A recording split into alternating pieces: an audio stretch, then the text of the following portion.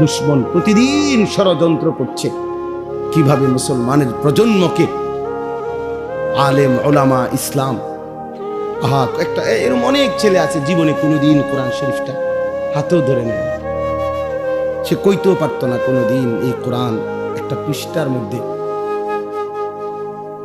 কিন্তু সেই ছেলেটা দেখেন কত ঘন্টা দেখেন গিয়ে মোবাইল চালাইছে, 60 বছর বয়স 40 বছর বয়স, জীবনে কোনোদিন একটা কোরআনের পৃষ্ঠা একটা লাইন সাইয়া সাইয়াও শুদ্ধ পড়তে পারে না। আহারে দুর্ভাগ্য রে, আহা আমার খুব আশ্চর্য মনে হয়, কাঁদি যে হায় রে মুসলমান এত বোকা কেমনে হইলা রে বাপ, কেমনে হইলা।